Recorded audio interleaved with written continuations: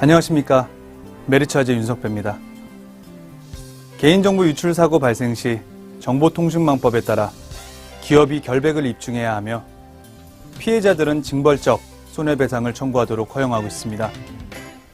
최근에는 K카드사가 개인정보 유출 피해자들에게 10만 원씩 배상하도록 법원 판결도 내려졌습니다. 그리고 정보통신 기술이 발달함에 따라 개인정보 유출 경로가 CCTV 유출, 시스템 오류, 해킹 공격 등으로 다양해지고 있습니다. 이러한 개인정보 유출 위험이 증가함을 의식한 듯 정보통신망법을 개정함으로써 개인정보 유출 손해배상 의무화 제도가 시행되었습니다. 사업주분들께서는 보험가입을 통해 위험에 철저히 대비할 수 있도록 해야 되겠습니다. 만약 2019년 12월 31일까지 의무화 제도를 이행하지 않으면 2천만 원 이하의 과태료가 부과됩니다. 지자체 등 행정기관이 현장 지도 감독을 통해 의무화 이행 여부를 확인할 것으로 예상되오니 이 점 유의하시기 바랍니다. 손해배상 의무화 제도에 대해서는 적용 대상이 누구이며 의무 가입 금액은 얼마인지 확인하고 제도 이행을 위한 보험 상품에 대해 안내를 드리도록 하겠습니다. 의무화 적용 대상은 다음의 3가지 요건을 모두 충족하는 경우입니다. 3가지 요건은 첫째, 연간 매출액이 5천만 원 이상. 둘째, 개인정보 수가 1,000명 이상. 셋째, 정보통신 서비스 제공자 등에 해당하는 경우입니다. 3가지 가입 요건에 대해서 세부적으로 설명드리겠습니다.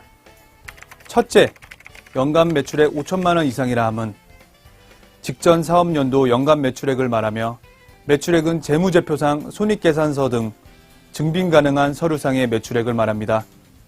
둘째, 이용자 수인 개인정보 수가 1,000명 이상이라 함은 직전 사업연도 말 기준으로 3개월간 1일 평균 보유 건수가 1,000명 이상인 경우를 말합니다. 셋째, 정보통신 서비스 제공자 등에 해당하는 경우라 함은 전기통신사업자, 정보통신 서비스 제공자 또는 정보통신 서비스 제공자로부터 개인정보를 제공받은 자를 말합니다. 간략하게 설명드리자면 영리 목적으로 개인정보를 보유, 사용, 관리하면 업종에 관계없이 대상이라고 볼 수 있습니다. 예를 들어 전기통신사업자라 함은 SK텔레콤과 같은 이동통신사업자, KT 유선전화와 지역 케이블 방송과 같은 유선사업자, 인터넷 문자 발송 서비스와 같은 특수통신사업자, 포털, 게임, 쇼핑몰, 블로거 등 인터넷 웹사이트를 운영하는 사업자가 해당됩니다. 전기통신 서비스 제공자 또는 개인정보 제공받은 자라 함은 상업적인 목적으로 인터넷에 광고를 게재하거나 미용, 관광, 이벤트 등 각종 정보를 제공하거나 정보를 제공하는 자와 제공받는 자를 연결시켜주는 경우가 해당됩니다. 의무화 적용 대상 관련하여 질의가 많은 사례를 소개드리도록 하겠습니다. 비영리로 사업자 등록된 경우라 하더라도 부수적, 보조적으로 수익 사업을 하고 있다면 영리 목적으로 볼 수 있으므로 의무가입 대상입니다. 예를 들면 병원, 학교가 해당됩니다. 적용 대상인 경우 의무가입 금액을 확인해야 하며 매출액과 개인정보 수에 따라 최저가입 금액 이상으로 가입해야 합니다. 최저가입 금액은 5천만 원부터 10억 원까지입니다. 보험 상품에 대해서 설명드리겠습니다. 의무화 이행 시 충족시켜야 할 손해배상 내용은 정보통신망법에 명시되어 있습니다. 정보통신망법에서 정한 손해배상 내용을 충족하기 위한 전용 상품은 보험사 대부분이 개인정보배상책임보험2라는 명칭을 사용하고 있습니다. 개인정보보호법 등 타 법령을 위한 기존 보험 상품은 보통약관에서 정한 보상 범위가 상이하므로 의무화 이행으로 인정되지 않을 수 있음을 유의하셔야 합니다. 전용 상품인 개인정보배상책임보험2를 자세하게 설명드리겠습니다. 개인정보배상책임보험 상품 2 보통약관을 가입함으로써 정보통신망법 제32조에서 명시하고 있는 손해배상 기준을 충족할 수 있습니다.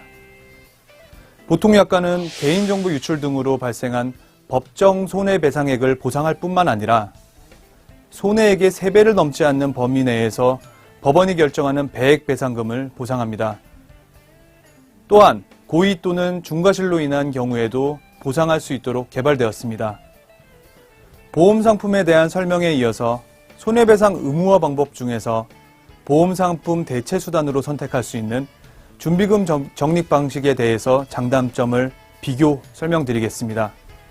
첫째, 보험 가입 시 증빙서류 확보가 간편합니다. 보험 가입 시 보험사에서 발급한 보험증권이 곧 증빙서류가 됩니다. 둘째, 보험료는 가입 금액 대비 최고 약 1% 이내 수준에 불과합니다.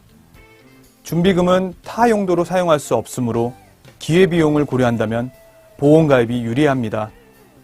셋째, 보험에 가입할 경우 유출사고 발생 시 초기 보험사고 조사부터 피해자 손해배상 완료 단계까지 보험사 지원을 받아 개인정보 유출사고에 대응할 수 있습니다. 의무화 제도 이행 시 추가로 체크해야 될 사항입니다. 개인정보를 취급하는 경우 신용정보법에서 규정한 개인 신용정보 손해배상 의무화 적용 대상인지 확인하셔야 됩니다. 의무화 적용 대상이라면 개인 신용정보 손해배상 특약에 가입하면 됩니다. 금융 및 보험 업종인 경우 기존 상품인 개인정보 배상 책임 보험에 가입하고 있는 경우 체크가 필요합니다. 개인정보 유출 시 발생될 수 있는 각종 비용 위험을 대비하길 원하는 경우에는 특약을 추가로 가입할 수 있습니다. 이를 참고하시고 세부적인 내용은 별도로 보험사와 문의하시기 바랍니다. 유출사고 발생 시 사고 처리 과정에 대해서 설명드리겠습니다. 개인정보가 유출되면 개인정보 보호의 위반 여부에 따라 손해배상 여부가 결정이 되고 개인정보 유출 이후 사고 대응 및 피해자 구제 노력을 고려하여 손해배상 액수가 정해집니다. 따라서 유출사고 발생 시 즉시 보험회사에 통지하시면 됩니다. 보험사는 사업자의 피해액 최소화와 신속한 정보 유출 사고 대응을 위해서 보험사고 처리를 위한 전문가로 구성된 사고대책반을 가동함으로써 사업자와 함께 개인정보 유출 사고에 공동 대응하고 피해자 구제를 위한 검토 방향 및 의사결정을 적극적으로 지원할 것입니다. 끝으로 손해배상 의무화 제도와 관련된 질의응답 사례를 소개해드리겠습니다. 의무화 적용 대상에 관한 질의응답 사례입니다. 글로벌 기업 지사인 경우, 모회사의 지사인 경우 어떻게 해야 하나요? 본사와 지사가 별도 법인인 경우 각각 별도로 적용 대상 여부를 판단하고 가입하셔야 됩니다. 개인정보 처리를 수탁하는 경우 어떻게 해야 하나요? 수탁한 사업자는 가입 대상이 아닙니다. 단 수탁 업무에 그치지 않고 개인정보를 활용하여 별도의 상업행위를 하는 경우 가입 대상이 될 수 있습니다. 의무화 적용 대상 요건 중에서 개인정보 건수에 대한 질의응답 사례입니다. 온, 오프라인 사업 병행 시 개인정보 건수는 어떻게 적용되나요? 개인정보 수집 경로가 온, 오프라인 여부에 관계없이 전체 건수를 적용합니다. 탈퇴 회원, 휴면 회원 또는 비회원인 경우 어떻게 적용하나요? 탈퇴, 휴면, 비회원 여부에 관계없이 전체 보유 건수로 적용합니다. 무료 서비스를 제공하는 경우 어떻게 적용하나요? 서비스의 유료, 무료에 관계없이 영리 목적인 경우에는 개인정보 보유 건수로 적용됩니다. 의무화 적용 대상 요건 중에서 매출액에 대한 질의응답 사례입니다. 매출액 범위가 정보통신 부분에 한정되는지요? 한정되지 않습니다. 사업자의 전체 매출액을 적용시키고 있습니다. 금년도 신설 법인인 경우 가입 대상입니까? 매출액은 직전 연도 기준이므로 신설 설립된 사업자의 경우 당해 연도는 가입 대상이 아닙니다. 여기까지 정보통신망법 개정에 따른 보험가입 의무화에 대해 설명드렸는데요. 정보통신 기술이 발달함에 따라 개인정보 수집 경로와 개인정보의 범위가 점차 확대되고 있으므로 향후 개인정보 유출 위험을 대비하기 위한 보험의 역할이 더욱 중요시될 수 있습니다. 이에 따라 보험가입 의무화가 원활히 이행될 수 있도록 본 영상이 도움이 되었으면 좋겠습니다. 감사합니다.